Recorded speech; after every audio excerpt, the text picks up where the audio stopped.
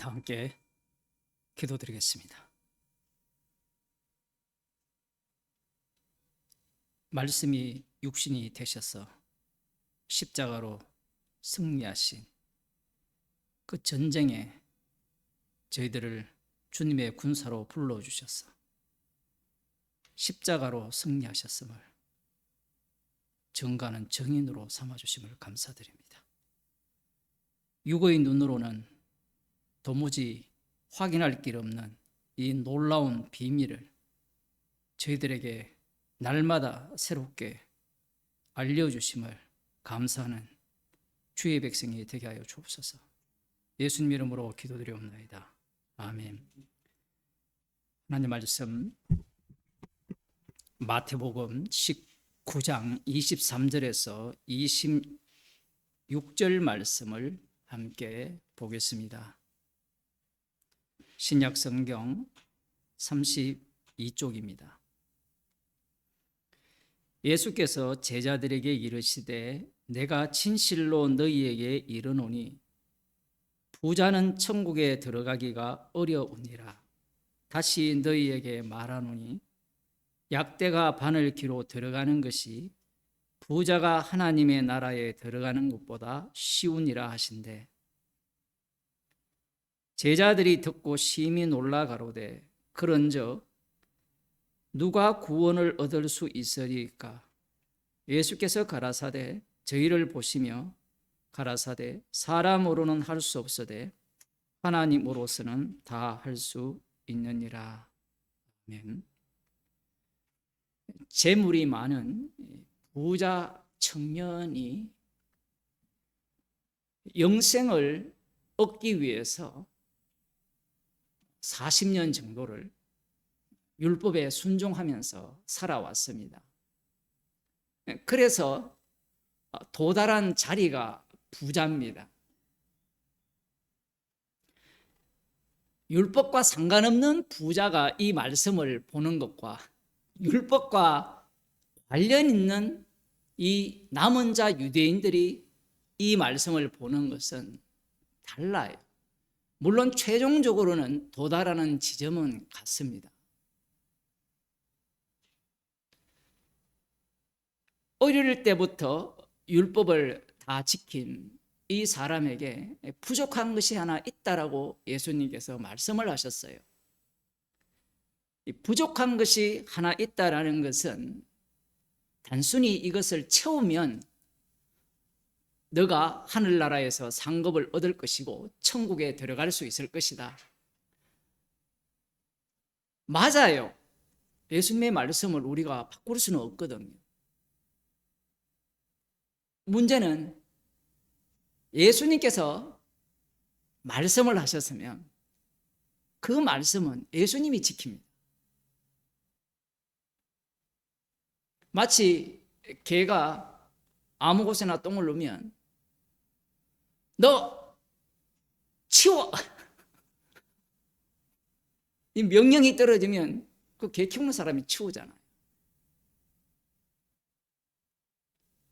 이 사람은 예수님의 말씀을 자기가 지킬 수 있다라고 생각을 하는 거예요.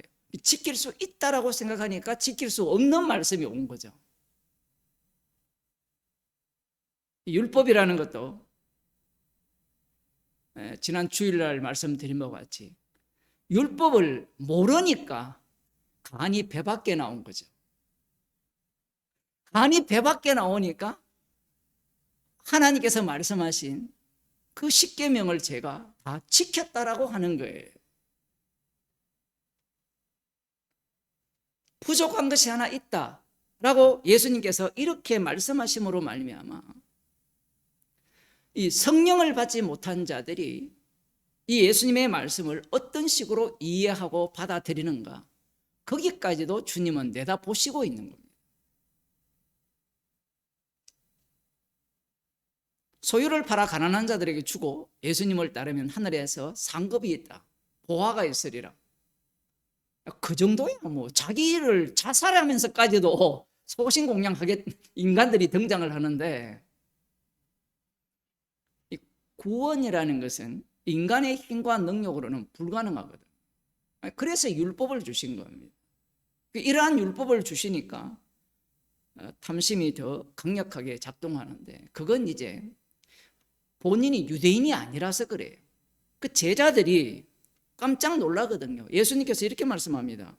내가 진실로 너희에게 이르노니 부자는 천국에 들어가기가 어렵다라는 거예요. 이게 인간의 이 문법이잖아요. 그 어렵다라는 말이 가능하다는 말입니까? 불가능하다는 말입니까? 이 헬라어를 백날 뽑아봐도 인간은 여기에서 가능성을 찾아내려고 하거든요.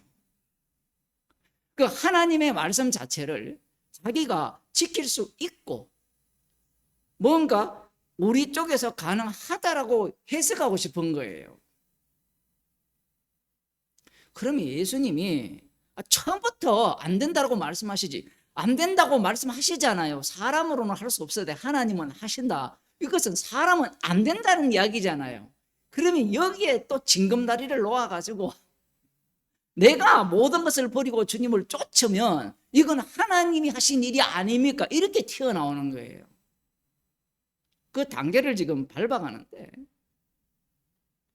유대인들 입장에서는, 남은 자 유대인들 입장에서는 메시아 왕국을 기다리고 있잖아요. 그러면 메시아 왕국을 누가 약속했느냐 하면 여호와 하나님께서 약속을 하셨어요. 그러면 여호와 하나님께서 율법을 주셨잖아요. 그 율법을 주셨을 때 그 율법을 지키면 복을 받고 안 지키면 저주를 받는다. 들어가도 복을 받고 이 살독에 살이 떨어지지 않는, 마치 이 맷돌이 저절로 갈려서 배를 깔아치는 그 소금을 쏟아내듯이 그러한 축복을 받는다라는 약속이 있거든요. 그래서 이 율법과 관련된 메시아 왕국을 이들이 기다리는 거예요. 이 부자 청년의 입장에서는 율법대로 순종을 했기 때문에 복을 받은 거예요.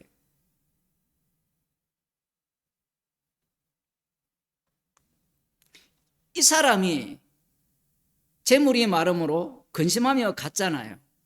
여기에 대해서 예수님께서 부자는 천국에 들어가기가 어렵다. 심지어 약대가 낙타가 바늘기로 들어가는 것이 부자가 가난 나라에 들어가는 것보다 쉬우니라. 말도 안 되는 예수님의 말씀인데 불가능하다는 말씀이거든요. 어떤 목사들은 이 약대 그 문이 따로 있는데 어쩌고 저쩌고 계속해서 가능성을 만들고 싶고, 그 가능성이 사라지면 구원 얻을 길이 없거든요. 부자는 구원 얻을 길을 찾지 못했지만 우리는 이 본문을 읽을 때 구원 얻는 법을, 방식을, 그 길을 찾아야 된다는 거예요. 그래서 계속해서 가능성을 인간들에게 제공하는 겁니다. 예수님의 말씀은 불가능이거든요. 제자들이 깜짝 놀란 이유는 그들이 남은 자이기 때문에 그래요. 남은 자로서 율법을 다 순종을 했는데 부자이기 때문에 이 재산을 다 팔아 가난한 자들에게 주고 따르지 못하는 이 모습 속에서 예수님의 결론은 부자는 천국 못 간다, 이런 결론을 내미시니까, 그러면 도대체 누가 구원을 얻을 수 있느냐라는 거예요. 이 구원이라는 말은 누가 메시아 왕국에 들어가서 이 제자들이 꿈꾸는 왕 노릇 할 수 있느냐, 왕은 아닌데 왕 같은 행세를 할 수 있느냐, 머릿속에는 그것밖에 안 들어있습니다. 오늘날 교인들이 예수 믿고 복을 받으면 축복받는 거 있잖아요. 축복받는 거. 들어가도 복을 받고 나가도 복을 받고, 그러한 운수 대통인 날만 계속해서 일어나는 그러한 꿈을 갖고 있잖아요. 제자들도 마찬가지인 거예요.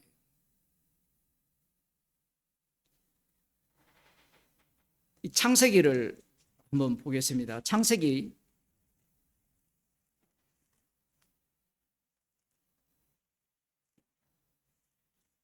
32장을 보면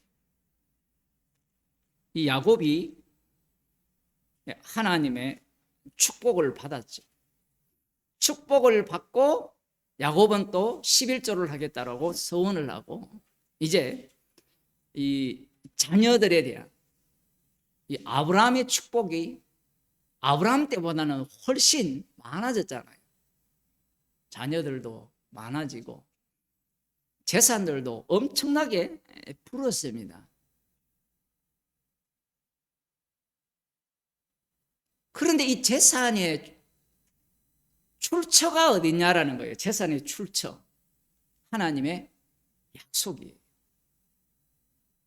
그 야곱은 지금까지 하나님께서 자신의 편에서 자신의 대적들과 싸워서 승리케 하셔서 이 많은 재산을 주셨다라는 겁니다. 이 재산을 어떻게 포기하겠습니까? 내가 어떻게 이룬 재산입니까? 7년에다가 자기를 희생해서 얻은 재산이잖아요. 하나님께서 축복을 주실 때 그냥 하나 먹어라. 그래서 툭 떨어지게 로또를 한 장 끌었는데 20억짜리가 된 거예요. 그렇게 안 주셨어요. 창세기에 나오듯이 이마에 땀을 흘리고 속임을 당하고 그렇죠. 오줌도 치워야 되고 치우는 거는 치우는 건데 거기에 대한 마음의 데미지가 얼마나 큽니까? 그 분노. 저라면 그랬을 거라는 거예요. 화. 제가 중국에 있을 때도 그 우리 할 때 그 출입구에 똥칠을 해놓은 그 똥치운 그런 경험도 있는데 그냥 꽃길을 걷게 하면 되잖아요. 그런데 그렇게 하지 않았다라는 겁니다. 하나님께서 약속을 하신 것을 내가 믿고 그 믿는 믿음 안에서 기도하면서 얼마나 기도했을까요, 야곱이. 기도 안 하고 한 적이 없습니다. 항상 기도를 해요. 기도하면서 거기에 대한 응답으로 얻은 것이 많은 재물과 자녀들이에요.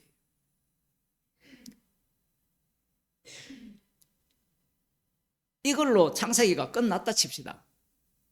그러면 그걸 무슨 수로 부정하겠어요? 하나님의 약속, 축복이라는 것이 없었다면 그 축복은 가짜야. 이렇게 우리가 선언을 할 수 있잖아요. 그런데 축복 자체가 하늘의 별과 같이 바다의 모래와 같이 큰 나라를 이루겠다 할 때 큰 나라는 게 뭐예요? 사람 수만 많으면 뭐합니까? 대부분이 빈곤층이면 부유하게 된 거예요. 정말 이 야곱이 자신이 하나님께 서원한 대로 11조를 바칠 정도가 된 거예요. 그러면 또 어떤 인간들은 너 서원한 거 왜 안 갚았어? 그러니까 예수가 지금 군사를 끌고 와서 너를 지금 시비 걸지.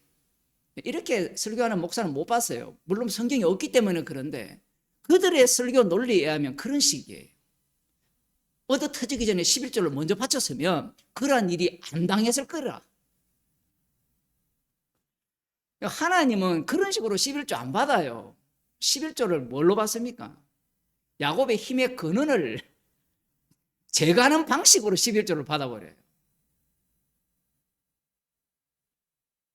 하나님께서 이 야곱의 노림수를 보세요. 여러 때를 나누는데 6절입니다. 그대들도 알거니와 내가 힘을 다하여 그대들의 아버지를 아니죠. 32장 죄송합니다. 32장 전략을 짭니다. 지금 이 전략을 짤 때 형의 마음을 누그러뜨리는 전략이에요. 그러면 이 야곱의 이 잔머리 속에 그 누그러뜨리면 그러면 형에게 준 것이 형에게로 간다라고 생각할까요? 안 할까요? 안 하죠. 지금까지 한번 보세요. 속임이잖아요. 속임. 사람이란 게 그렇잖아요. 이렇게 양보를 하면 형이 그래 너 나에 대해서 이렇게 주라고까지 이렇게 물어볼 이런 거 보니까 정말 참 고맙다. 내가 너를 오해했구나. 그래 너 나한테 준 것보다 내가 나도 많으니까 더 줄게. 이게 야곱적 계산이에요. 성경에는 그게 나오지 않지만 야곱이 지금까지 한 것이 그런 속임수거든요. 야곱이 하나님 주신 축복을 포기할 리가 있습니까? 자기 일평생을 바쳤는데 포기하지 않습니다. 그 방식이 뭔가 하면 이 재물, 하나님이 주신 재물이잖아요. 그런데 에서는 축복을 못 받았잖아요. 그러면 하나님 주신 이 재물은 나에게로 돌아와야 된다는 생각을 갖고 있어요. 노림수가.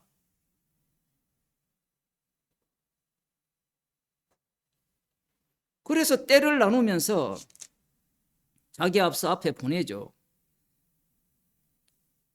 18절 대답하기를 주의 종 야곱의 것이요 자기 주 예스에게로 보내는 예물이오며 야곱도 우리 뒤에 있나이다 하라 하고 그 둘째와 셋째와 각 때를 따라가는 자에게 부탁하여 가로되 너희도 예스를 만나거든 곧 이같이 그에게 고하고 또 너희는 말하기를 주의 종 야곱이 우리 뒤에 있다 하라 하니 철저하게 자기를 주의 종이라 하죠.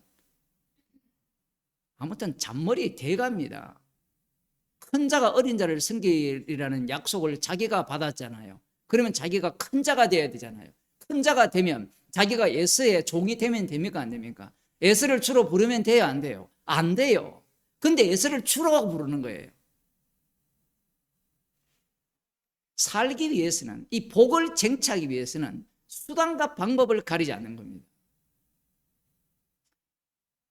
사실 이 모습이 우리의 모습이에요.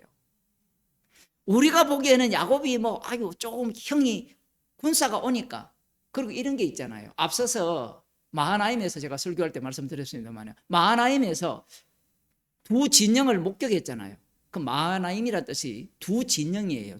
군대가 이 큰 부대가 두 부대가 있는 겁니다. 하나님의 군대가 그 두 진영이 있으니까 야곱은 생각을 한 거예요. 이 군사들이 하나님의 군대가 누구를 도울 것이냐, 누구를 칠 것이냐. 지금까지 살아온 그 과정들을 보면 누구를 쳤어요? 야곱 자신을 친 게 아니라 저들을 쳤다라고 생각하잖아요. 처음에는 자기가 속은 것도 있지만 그 다음에는 어떻게 했습니까? 속았지만 다시 속여가지고 어디까지 갑니까? 자기가 이 승리자의 자리에까지 가잖아요. 그러니 마하나임을 받기 때문에 이렇게 하더라도 하나님께서 자기를 도울 것이라는 확신을 갖고 있어요. 무엇이 그렇게 확신하겠습니까? 살아온 체험이 있잖아요. 이 체험 신앙이라는 게 얼마나 엉터리인지 모릅니다. 체험이 되어버리면 새롭게 주시는 은혜가 날아가 버려요. 이것이 이제 나중에 거꾸로 속업에 들어가게 되면 그 하나님이 하시는 모든 체험들이 자기를 죽이는 과정이었어요. 자기를 치는 과정이었죠. 두 진영의 군사가 야곱만 치고 야곱과 에서만 앞으로 친 게 아니라 과거에도 똑같이 치는 거예요. 시간적 순서가 완전히 뒤바뀌어 버리는 겁니다. 야곱은 오해를 한 거죠. 그래서 이렇게 형의 마음을 푼 후에 대면하면 형이 혹시 나를 받으리라 함이었더라. 믿는 구석이 있다는 거예요. 하나님의 군대가 자기를 지키고 있다.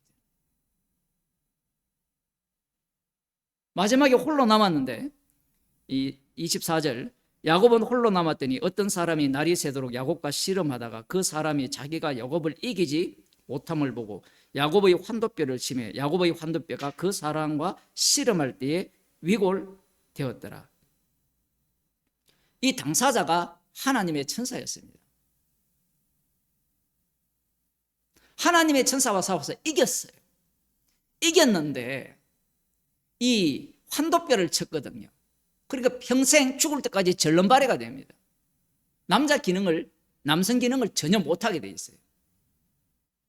지금까지 자기가 하나님의 축복을 받아온 과정이 힘을 갖고 하나님의 축복을 얻어왔거든요. 얻어 터지고 난 뒤에 가려고 하니까, 날이 새려고 하는 상황에서 가려고 하니까 이 야곱이 축복하지 아니하면 가게 하지 아니하겠나이다. 도대체 무엇이 이를 축복 개념을 이렇게 뒤바꾸었느냐라는 거예요. 지금까지 있는 것만 해도 축복이잖아요. 그런데 야곱은 비로소 안 거예요. 힘의 근원을 삭제당한 거잖아요. 힘의 근원을 삭제당하니까 이 자체가 축복이 아니었다라는 것을 안 거예요. 그래서 축복을 내달라는 겁니다. 그 축복의 내용이 야곱의 이름을 이스라엘로 만든 거예요. 이렇게 이야기하니까 야곱이 이스라엘 되었구나, 이스라엘 된 게 축복이구나, 이렇게 생각을 하는데 야곱이 이스라엘 된 이 자체가 축복이라는 거예요. 이렇게 되면 뱃속에 있을 때부터 형 발꿈치를 잡고 나오는 것부터 시작하여서 팥죽한 것으로 형을 속인 것부터 시작해서 모든 것이 뭐가 되죠? 축복이 되는 겁니다.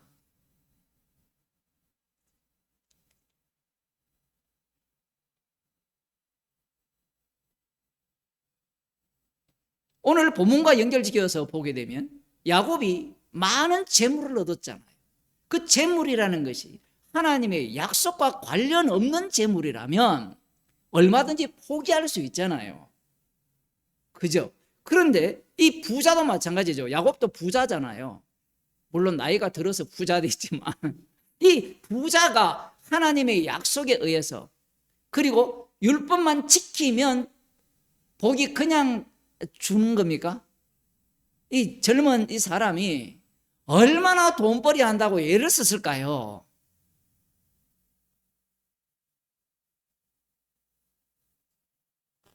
오줌도 치워야 되고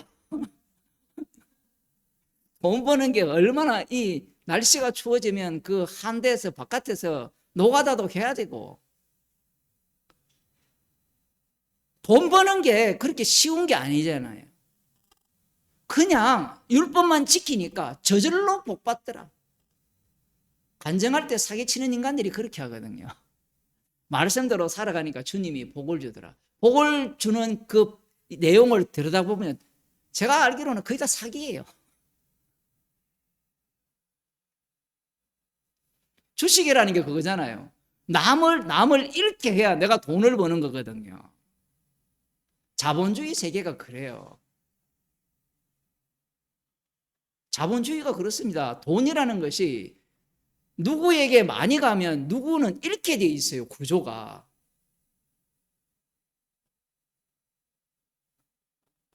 도박이단 말이에요. 도박.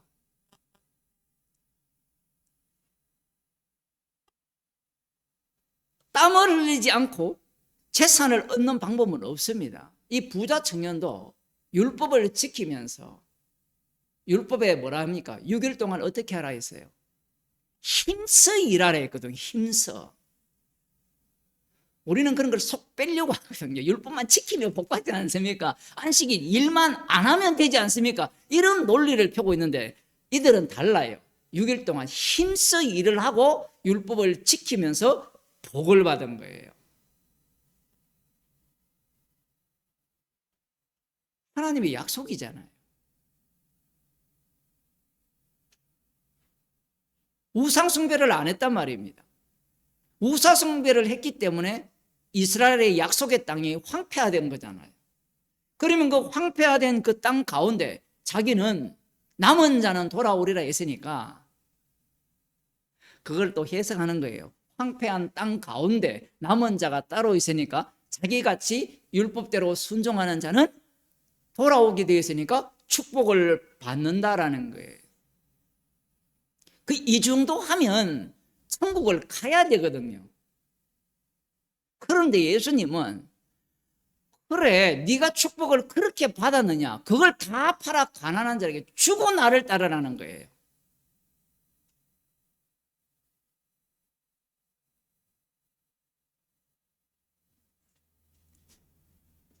우리 같으면 어떻게 하겠습니까?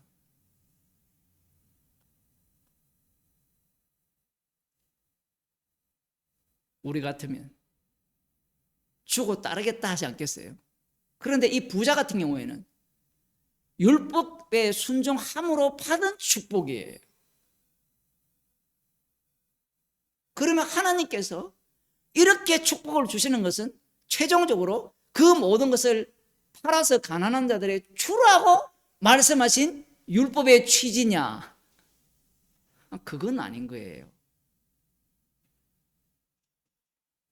물론 성경은 돈이 많음으로 근신하며 갔다는데 그 돈의 출처가 그냥 돈이 아니라는 거예요. 율법의 순종함으로 주어진 축복이라는 겁니다.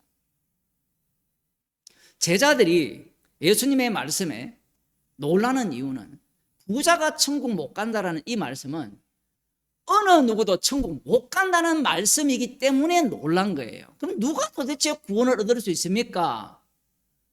우리 같으면 어떻게 해야 됩니까?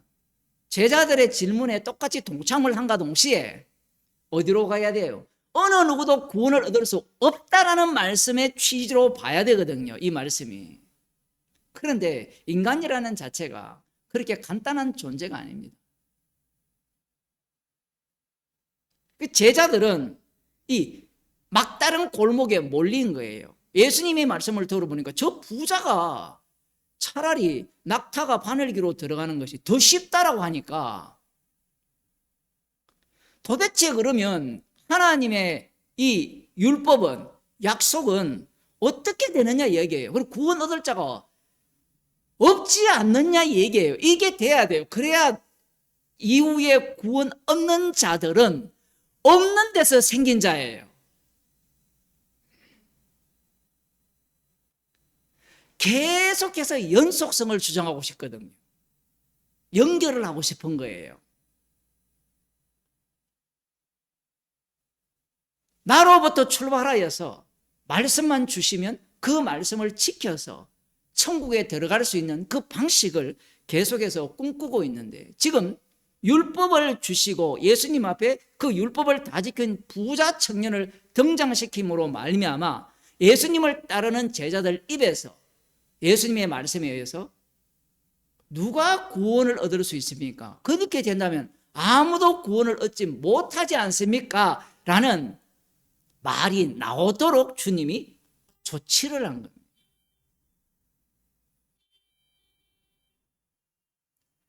잠언서를 보겠습니다. 잠언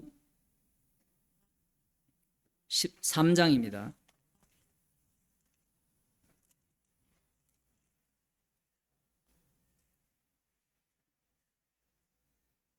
제자들이 왜 이렇게 깜짝 놀랐느냐? 이 지혜서에 보면 이 재물이라는 것이 어디에 속해 있는가가 나오거든요. 3장 13절부터 보면 지혜를 얻는 자와 지혜를 얻은 자와 명철을 얻은 자는 복이 있나니. 복이 있다는 것은 행복하다라는 말이에요. 어떤 성경은 행복하다.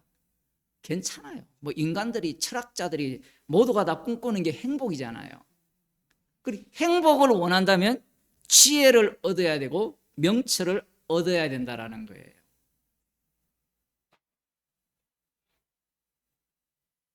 하나님이 주신 지혜를 갖고 이 세상 만물이나 돌아가는 것들을 이해하는 거죠. 솔로몬의 판결 속에 이 지혜가 나오는데, 여기에 보면 이는 지혜를 얻는 것이 은을 얻는 것보다 낫고 그 이익이 정금보다 나음이니라. 이렇게만 이야기하면 이런 거죠.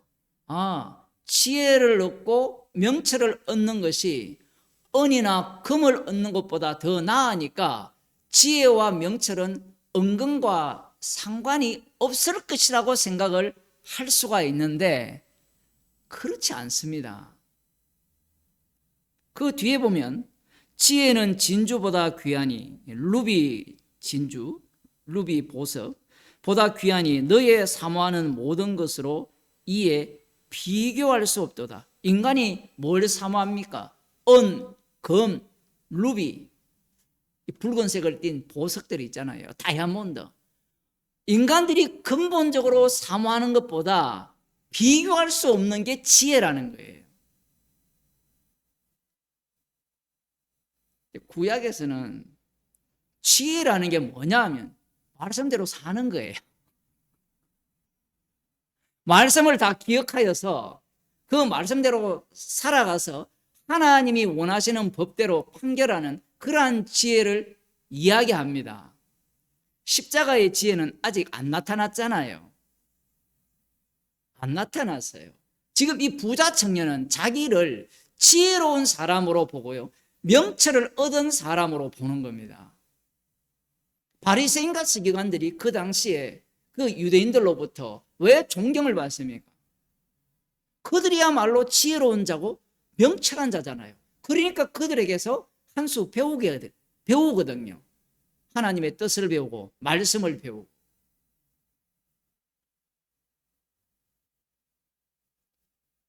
16절, 그 우편 손에는 장수가 있고 그 좌편 손에는 부귀가 있나니.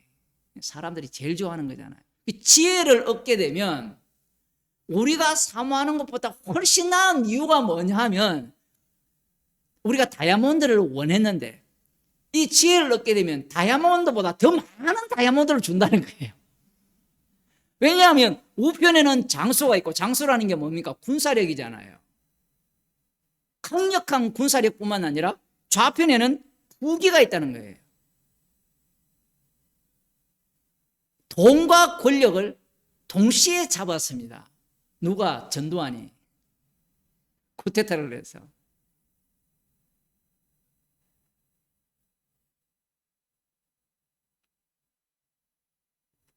인간들이 지금 한 700만 넘었죠.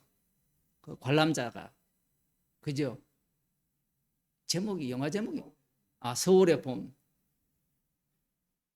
그만큼 본다는 것은요, 전두환을 욕하는데 이 정치 세력들이 다 이용을 하는데, 그걸 보면요, 인간이 전두환이 되고 싶은 거예요. 목사님은 괴상하게 해석을 하는데, 성경 자체가 모든 인간은 가인을 꿈꾸고 라멕을 꿈꿉니다. 그러한 위치에만 된다면요, 그 짓을 하고 싶은 게 인간의 마음이에요. 전두환 혼자 해먹는 것이 화가 나는 거예요. 김건희가 디올백 받은 거 짜증나는 거예요. 나도 받고 싶은데.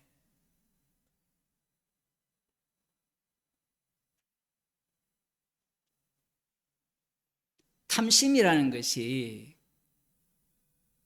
우리를 장악했거든요. 우리는 그런 걸 보면서 십자가를 볼 수 있어야 돼요.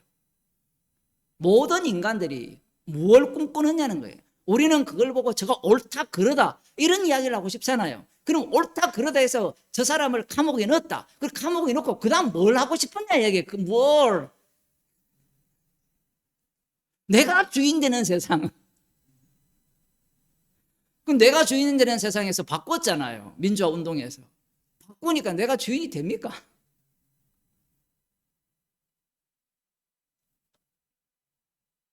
오른손에는 이 장수가 있고 좌편손에는 부귀가 주어지는 것이 지혜예요. 그게 솔로몬이거든요. 그러니 어느 누가 이 지혜를 얻고 싶지 않겠습니까? 그런데 이 부자 청년은 아직 무엇이 없어요? 장수가 없어요. 그럼 이 장수를 취하려면 누가 와야 되죠? 메시아가 오기만 하면 되는 겁니다. 돈은 내가 다 벌어놨어요. 그런데 벌어놨는데 이 부유함을 누가 더 굴려주느냐라고 하면 메시아가 오면 더 큰 부자로 만들어주는 거예요. 이 이사야 예언이 그렇게 돼 있거든요. 모든 열국들이 조공을 갖고 오거든요. 그럼 조공을 누가 차지합니까? 제사장 노릇하는 남은 자 유대인들이 차지하게 돼 있거든요. 백투더 예루살렘 주장하는 그 부류 중에 한 부류는 이 부자들 많이 부자 되세요. 그 돈은 다 우리 겁니다. 이렇게 주장하거든요. 그 다른 사람 한둘이 아닙니다. 왜냐하면 그들만 그런 게 아니라 그들과 달리 예수님을 믿고 천국에 가고 싶어하는 대다수의 사람들이 천국을 어떤 천국으로 꿈꾸느냐? 금은 보화가 흘러 넘치는, 이게 얼마나 웃기는 짬뽕들입니까? 금은 보화가 똥처럼 흔하면 누가 그걸 귀하게 여깁니까? 그 목사들이 사기꾼이에요. 그 비유거든요, 비유.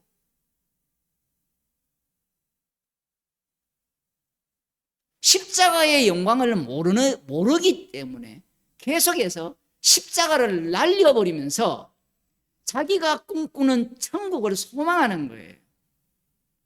그러니 지금 이 잠언서를 읽으면서 뭘 꿈꿉니까? 지혜. 듣기는 듣잖아요. 고린도전서에 십자가의 지혜라고 했으니까 나는 그 십자가의 지혜를 받았고 믿고 내 마음속에 받아들였으니까 그 다음 뭐가 와야 돼요? 오른손에는 장수, 왼손에는 부귀가 와야 되죠. 그러니까 정강훈이가 가가지고 이번에 무슨 제도입니까? 이거 투표 제도가 국회의원 뽑을 때 열림혁명입니까? 뭐 하고 있잖아요.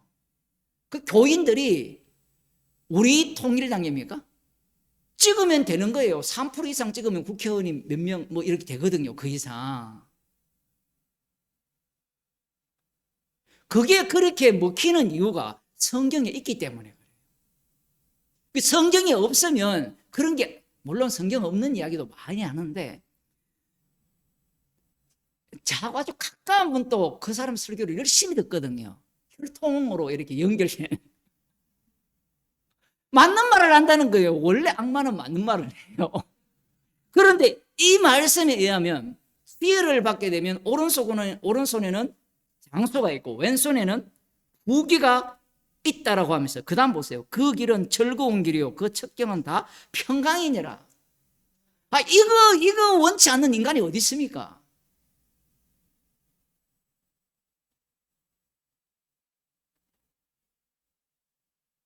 그 얻은 자에게 생명나무라. 지혜가 생명나무라는 거죠. 지혜를 가진 자는 복되도다, 행복하도다. 여기에 우리들이 가장 이렇게 시선을 끄는 부분이 평강이 있고 행복하고 심지어 생명나무고, 그걸로 끝나는 것보다 오른손에는 장수, 왼손에는 생명나무는요, 인간의 눈에는 탐하고 싶지만 시답지 않는 겁니다. 왜 그러냐면 생명나무를 먹어도 그게 내한테 뭐라고 이야기하는, 무슨 이익이 되느냐라고 이야기하는 거예요. 이런 이야기입니다. 생명나무 먹어서 영원히 죽지 않잖아요. 그 영원히 죽지 않는 걸 인간은 소망하는 게 아니에요. 옛날에는 뭐 사람이 영원히 있어서 영원히 죽지 않는데 성경에 보면 지옥 가는 자들도 영원히 안 죽어요. 그럼 영원히 안 죽는데 어떻게 사느냐, 그걸 소망하는 거예요.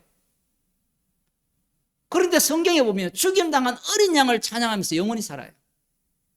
이 이야기하면 다 예수 안 믿으려고 하죠. 왜? 아니, 영생을 얻으면 영생 복락을 누린다고 했는데 복락이라는 게 기껏해야 십자가 피만 자랑하는 인생이냐 이거죠. 골프장에 가서 골프를 치고 농약을 안 뿌리더라도 풀이 자라고, 이런 거는 골프장에서 골프 쳐봐야 그 감이 나오거든요.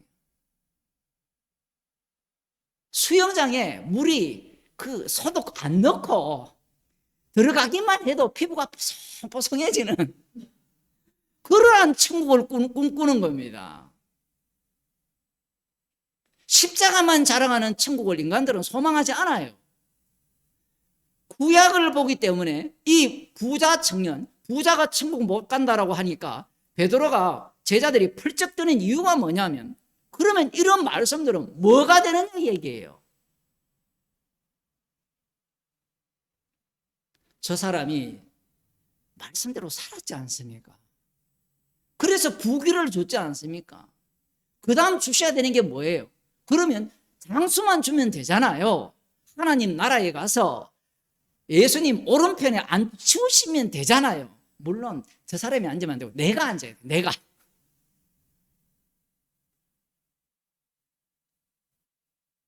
이러한 말씀들이 깔려 있는데 무슨 수로 이 부자가 자기를 부인하겠느냐 얘기입니다.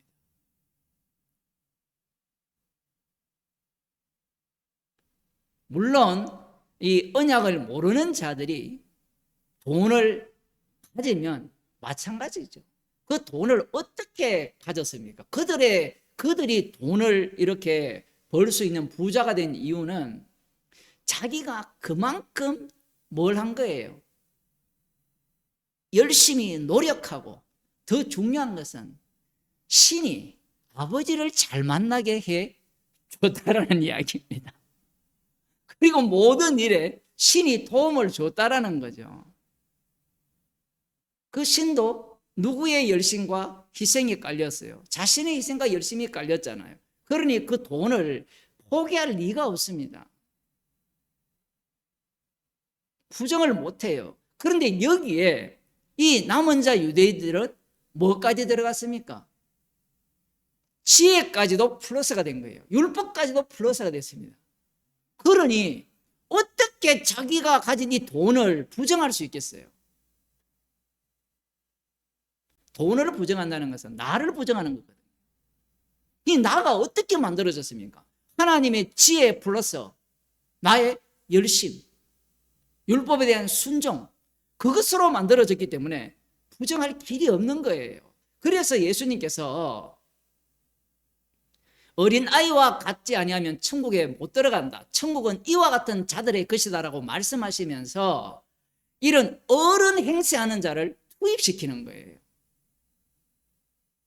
그러면 이 세상의 모든 인간들은 어른이 되고 싶잖아요. 지난 시간에도 말씀드렸습니다만.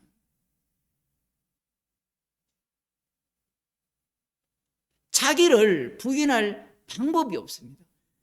구약을 모르면 알겠습니다. 제가 알겠습니다. 율법이 오버가라 할 때 돈 버리고 주님을 따르겠습니다. 이렇게 덤비는데 말씀이라는 것이 이 율법을 깨닫기 전이잖아요. 율법을 깨닫기 전이니까 이 잠언의 지혜라는 자체가 경륜을 하는데 율법을 바탕으로 한 지혜에서 십자가로 가게 되면 이 잠언서가 십자가에 의해서 다시 재해석이 돼야 돼요. 그러면 이 잠언서의 모든 말씀들은 우리를 책망하는 지혜의 말씀이 되죠.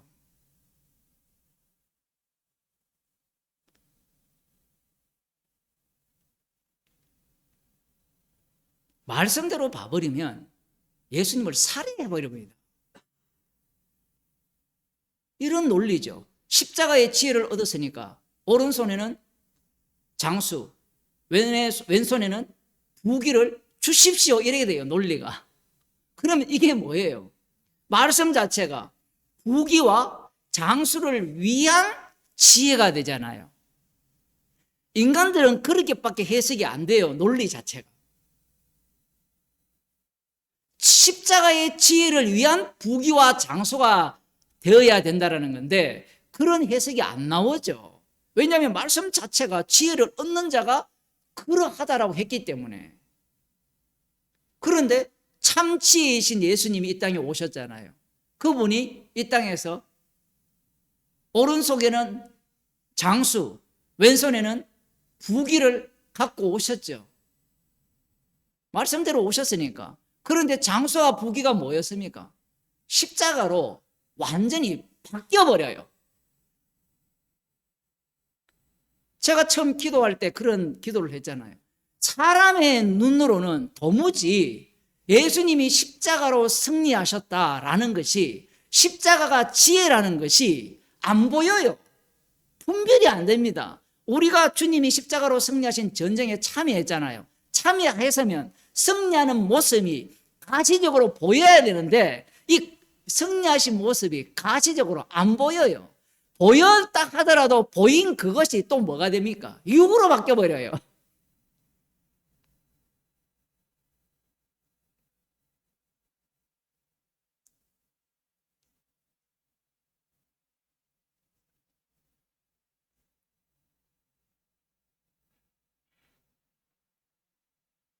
이게 왜 이렇게 뒤바뀌느냐면 이들이 기다린 메시아 왕국은요, 굉장히 중요한 지점에 도달했는데 여호와 하나님께서 약속하신 하나님의 나라입니다. 그런데 예수님께서 이루신 나라는 아들의 나라. 이들이 기다리는 하나님 나라는 말 그대로 여호와 하나님의 나라를 기다렸던 겁니다. 그 여호와 하나님의 나라를 기다린 그들이 살해한, 말씀이 육신이 되신 분을 살해했죠. 살해당한 그분에 의해서 아들의 나라가 새롭게 만들어지는 겁니다. 그러니 무슨 수로 이 아들의 나라의 백성이 될 수 있습니까? 우리 쪽에는 믿어도 안 돼요. 붙들어도 안 되고 모든 것을 버리고 쫓아도 안 돼요. 뒤에 다음 시간 보겠지만 하나님은 하실 수 있다라고 하니까 하나님이 하실 수 있는 영역까지도 침범해서 들어가요. 인간은. 그게 무엇인가 하면 예수님을 믿음으로 말미암아 구원을 얻는다는 전도 방법이에요. 자, 예수를 믿으면 우리가 흑암의 세계에서 이 빛의 세계로 들어갑니다. 빛의 세계로 들어가려면 이 붉은 피를 통하여서 십자가를 통하여서 건너갈 수 있습니까? 있습니다. 예수님을 영접하면 당신은 하나님의 나라 백성이 됩니다. 자, 영접했습니까? 기도합시다. 이런 논리를 펴는 거예요. 여기에는 무엇이 사라집니까? 나는 들어갈 수 없다고 없잖아. 하나님의 나라에서 아들의 나라로 바뀐 내용이 없는 거예요. 그 아들의 나라로 바뀌었다라는 것은 어느 누구도 하나님의 백성이 될 수 없다라는 겁니다. 어느 누구도 구원을 얻을 수 없다라는 거예요. 그럼 누구만 구원 얻느냐? 아들밖에 구원 못 얻었어요. 근데 아들이 어떻게 구원을 얻습니까? 자기 목숨을 대속물로 내어줌으로, 아버지께 순종하심으로 말미암아 아들만이 구원을 얻은 거예요. 죽은 자들 가운데서 부활하신 분은 예수님 뿐입니다. 그분이 십자가의 능력으로 자기 백성들을 새롭게 창조하시는 거예요. 이것도 어려운 게 천지 창조처럼 없다가 있으라 해서 딱 생기면 참 좋은데 모양은 똑같아요. 성질 머리나 말하는 거나 똑같아요. 그런데 주님께서 십자가의 피로 새롭게 창조했다라고 하니까 육에 속한 자들은 분간이 안 되잖아요. 이걸 못 믿으니까 어떻게 만드는가 하면 교회의 모습은, 성도의 모습은 이런 모습을 띠니까 이건 마치 제자들이 하는 것과 똑같아요. 이렇게 살면 하나님 나라 백성다운 모습입니다 라고 주의 일을 자기가 해버려요. 자기가 하니까 뭐가 안 나옵니까? 십자가가 안 나와요. 아들의 나라를 전가하지 않아요. 뭐를 전가하겠습니까? 하나님 나라의 백성임을 자랑하는 거예요.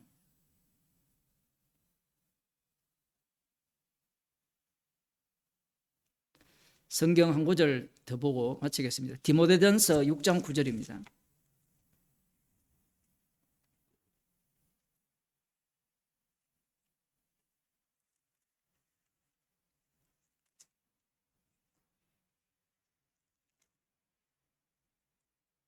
성경에는 사후검수로 끝나는 것이 아니라 이 부활을 하는 자에 대한, 부자들에 대한 이야기가 수도 없이 나옵니다.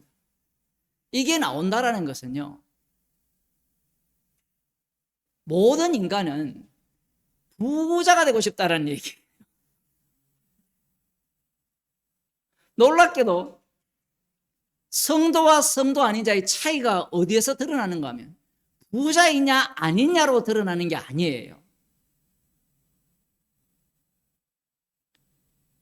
9절에 보면 부하려 하는 자들은 시험과 올무와 여러 가지 어리석고 해로운 정욕에 떨어지나니 곧 사람으로 침륜과 멸망에 빠지게 하는 것이라. 돈을 사랑함이 일만하게 뿌리가 되나니 이것을 사모하는 자들이 미혹을 받아 믿음에서 떠나 많은 근심으로서 자기를 찔렀도다. 충격적인 말씀이죠. 자, 질문하겠습니다. 여기 있는 계신 분 중에 부하려고 하지 않는 사람 손들어 보세요. 나는 부자는 안 되고 싶은데요. 그러면 돈을 사랑하지 않는 사람 손들어 보세요.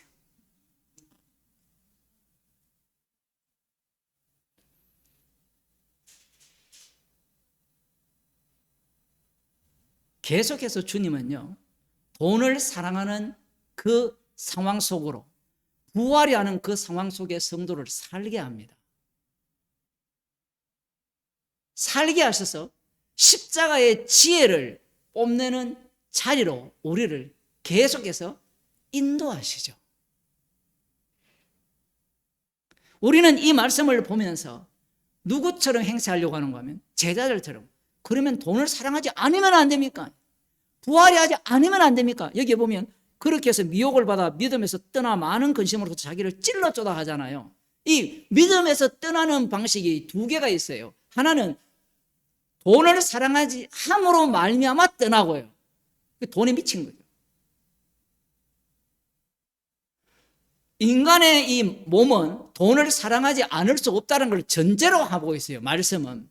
그러면 성도들도 모두가 다 돈을 사랑한다는 거예요. 사랑하는데 그들 중에 어떤 자들이 발생하는가 하면 돈을 사랑하니까 이 겉으로는 성도인 것 같은데 아나니아와 삽비라처럼 결국은 성령을 속여서 돈을 사랑하는 자로 드러나는 겁니다. 그런 자들이 교회 안에 드러나도록 주님이 조치를 하는 거죠. 그래야만 십자가만 드러날 수 있어요. 십자가의 완료성만. 왜냐하면 아나니아와 삽비라처럼 나 돈 사랑 안 해, 그런 행세를 할 수 있잖아요. 또 하나는 뭔가 하면 이 말씀을 보면서 그래, 돈을 사랑하면 일만하게 뿌리니까 우리는 돈을 사랑하지 말아야 돼. 다시 뭘로 가요? 법으로 가죠. 이것은, 이 법은 어떤 법이 됩니까? 율법을 알기 전에 법이 돼요. 로마서 7장을 했으니까 신이 나네요. 이해가 다 됐으니까. 율법을 알기 전으로 가게 되면 이게 어떻게 됩니까? 지킴이 되죠. 지킴이 되면 뭐가 나와요? 나의 의로움이 나오잖아요. 말씀은 두 가지를 동시에 말씀합니다. 왜냐하면 인간은 선악을 택하기 때문에 옳음을 추구하거든요. 이 말씀을 통해서 십자가가 나오려면 심판과 구원인데, 심판과 구원은, 이 구원이라는 것은 심판 속에서의 구원이잖아요. 그러면 요소가 심판 하나, 심판 속에서의 구원, 이 요소가 나오는 복음이 지금 이 서신서 후반부에 나오는 말씀들이거든요. 그런데 이 목사들이나 교인들이 이 본문을 읽을 때 십자가가 나오는 게 아니라 뭐가 나옵니까? 나의 의로움이 나오고, 그 의로움이 나오니까 내가 이것을 통하여서 천국 갈 수 있다고 생각하는 거예요. 결국은 어느 자리로 갑니까? 부자밖에 안 돼요. 이 부자 청년처럼 내가 말씀대로 지켰습니다. 그게 주의 이름으로 선지자를 노릇하고 귀신을 쫓아내고 많은 권능을 행했는데 예수님이 뭐라 합니까? 나 너 모른다. 부자 안 되려고 하는 것이 얼마나 악한 짓인지 몰라요. 이미 선악과를 먹었기 때문에 이 열차 자체는요 계속 가요. 우리가 성령을 받으면 육이라는 그 영어로 싹 바뀌어서 완전 새롭게 되어서 사고부터 다 바뀌고, 그런 사람 저한테 한번 와보세요. 한 5일만 굶겨봅시다. 5일만 굶겨놓고 옆에 된장국 한번 끓여보세요. 아니면 피자 만들든지.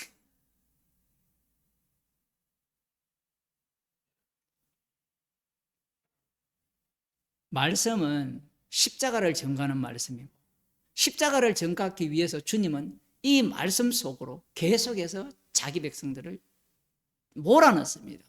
몰아넣어서 어떻게 만드느냐 하면 아무도 구원 못 얻네요. 그런데 어떻게 내가 구원을 얻었습니까? 십자가에서 다 이루신 그 피공로를 자랑케 하기 위해서, 그것을 계속해서 목격하는 현장으로 우리를 몰아갑니다. 그것을 광야라고 하죠. 그러니 부하려 하는 자들에 대해서 책망을 하니까 나 부하려 안 해. 이 노림수, 돈을 사랑함이 일만하게 뿌리라고 하니까 나 돈을 사랑하지 않아야지. 그런 인간들이 가장 돈을 사랑해요. 말씀 앞에서 우리의 삶의 현장에서 십자가만 밝혀 보이는 주의 백성들이 되기를 바랍니다. 기도하겠습니다. 하나님 아버지, 십자가만 자랑케 하기 위해서 우리의 삶의 현장을 부자가 천국에 들어가기가 낙타가 바늘기에 들어가는 것보다 더 어렵다고 말씀하신 그 말씀이 우리에게 작동하여서 십자가의 피만을 자랑하는 주의 백성이 되게 하여 주옵소서. 예수님 이름으로 기도드리옵나이다. 하늘에 계신 우리 아버지여, 이름이 거룩히 여김을 받으시오며 나라에 임하시오며 뜻이 하늘에서 이루어진 것 같이 땅에서 이루어지이다. 오늘날 우리에게 일용할 양식을 주옵시고 우리가 우리에게 죄 지은 자를 사하여 준 것 같이 우리 죄를 사하여 주옵시고 우리를 시험에 들게 하지 마옵시고 다만 악에서 구하옵소서. 되게 나라와 근세와 영광이 아버지께 영원히 있사옵나이다.